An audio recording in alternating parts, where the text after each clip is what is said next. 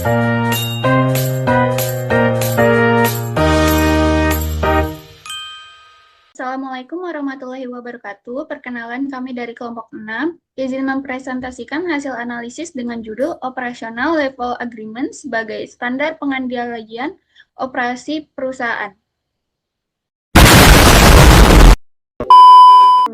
Perkenalkan, nama saya Chelsea Manet Putri Zega dengan NIM 64251820.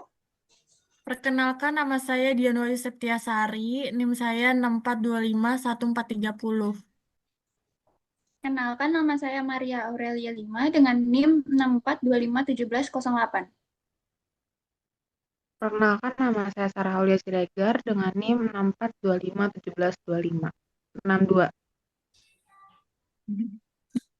Perkenalkan, nama saya Salma Fadila Sunari dengan NIM 64251509.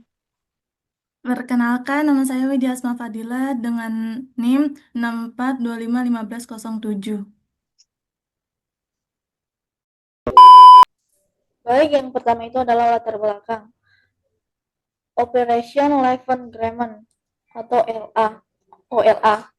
OLA adalah perjanjian internal antara departemen dalam organisasi yang mengatur bagaimana layanan TI diberikan agar sesuai dengan standar yang ditetapkan dalam SLA.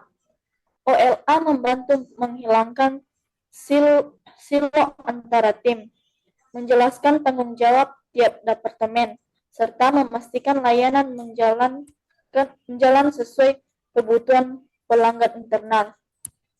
Berbeda dengan SLA yang merupakan kontrak antara vendor dan pelanggan, OLA hanya berlaku dalam organisasi. Meski begitu, OLA tetap penting karena mendukung pemenuhan SLA, mengatur batas waktu, serta menjelaskan konsekuensi bila layan tidak dipenuhi. OLA harus diterapkan pada setiap proyek, besar maupun kecil, untuk menjaga produktif TI dan investasi biaya.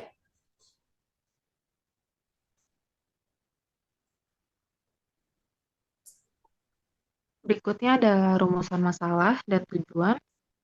Di sini ada rumusan masalah.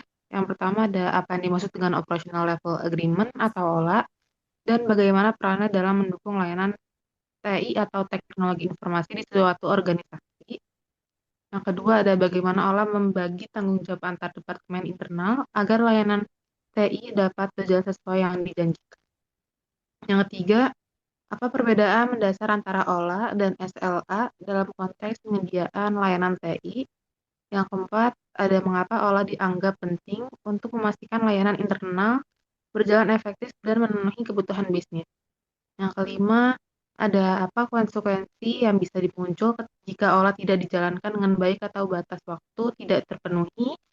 Yang keenam, ada bagaimana organisasi menerapkan OLA untuk menjaga produktivitas TI dan memenuhi standar layanan yang sudah disepakati. Berikut ada tujuan penelitian. Berikut adalah untuk menjelaskan bagaimana Operational Level Agreement itu bekerja di dalam suatu organisasi, khususnya dalam alur kerja antar departemen TI.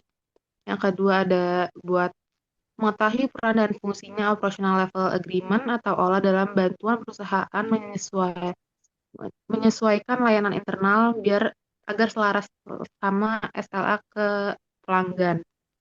Yang ketiga ada untuk menganalisis masalah yang mungkin muncul jika OLA tidak dijadikan dengan benar atau tidak dijalankan dengan benar atau tidak sesuai prosedur. Selanjutnya.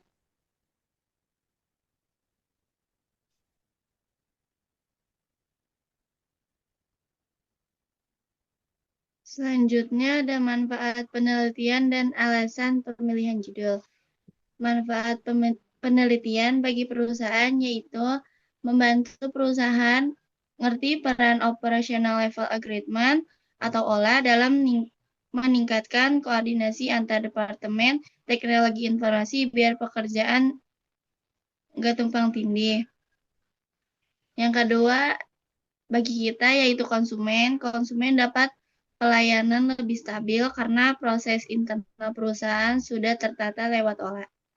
Yang terakhir ada mahasiswa menambah literatur tentang penerapan operational level agreement atau OLA di perusahaan modern.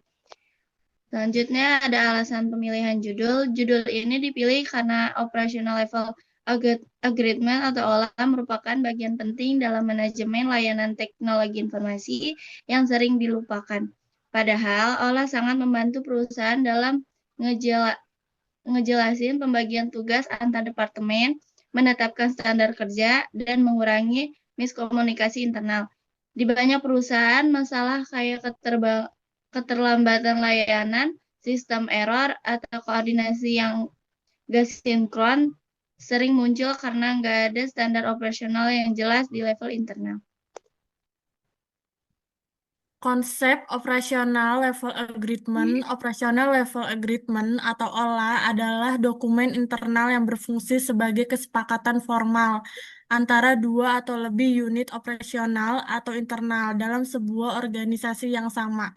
Tujuannya adalah mendefinisikan secara jelas peran, tanggung jawab, dan ekspektasi yang harus dipenuhi oleh setiap unit internal dalam pendukung penyediaan layanan teknologi informasi atau TI pada pelanggan.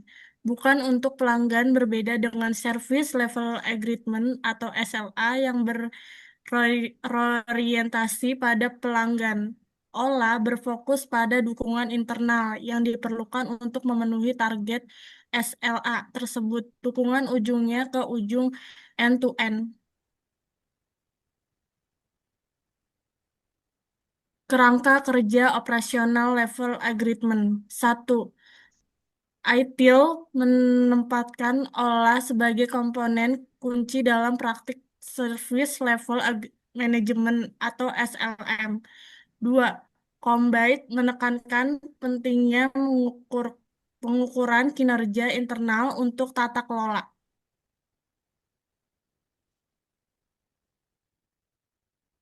Selanjutnya ada analisis OLA dari berbagai aspek. Yang pertama ada aspek proses kerja. Satu, OLA membantu membagi tugas antara tim, misalnya tim jaringan, server, dan helpdesk. Yang kedua, tanpa OLA, alur kerja sering tumpang tindih atau saling lempar tanggung jawab. Yang ketiga, dengan OLA proses jadi lebih rapi, jelas, dan mudah dikontrol.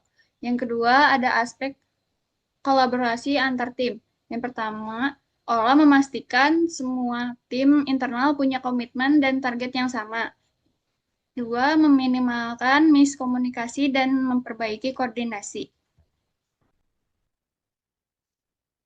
Yang ketiga, ada aspek kualitas layanan. Satu, OLA memastikan bahwa pelayanan internal berjalan sesuai standar yang mendukung SLA.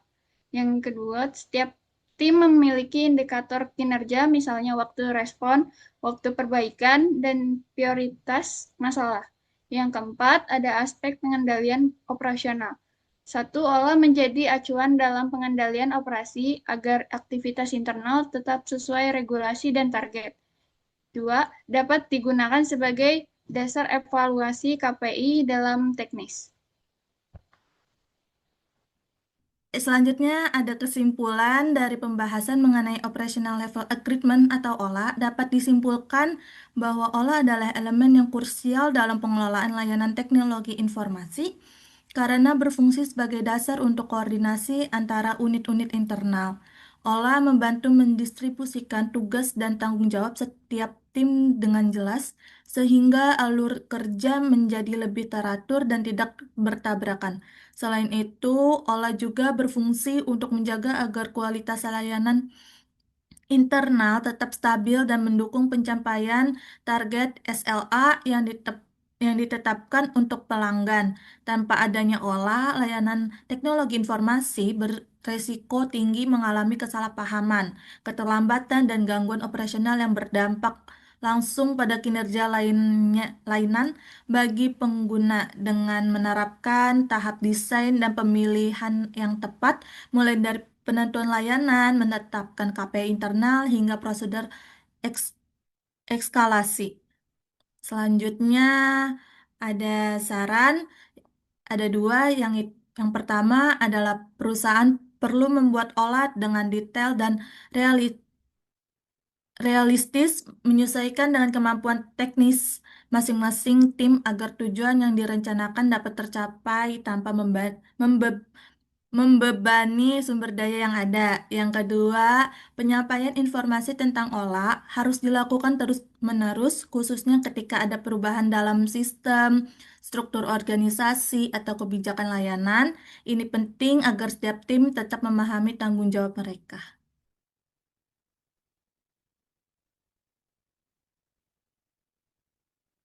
Terima kasih. Sekian presentasi dari kelompok kami. Mohon maaf ada kesalahan kata atau kekurangan. Wassalamualaikum warahmatullahi wabarakatuh.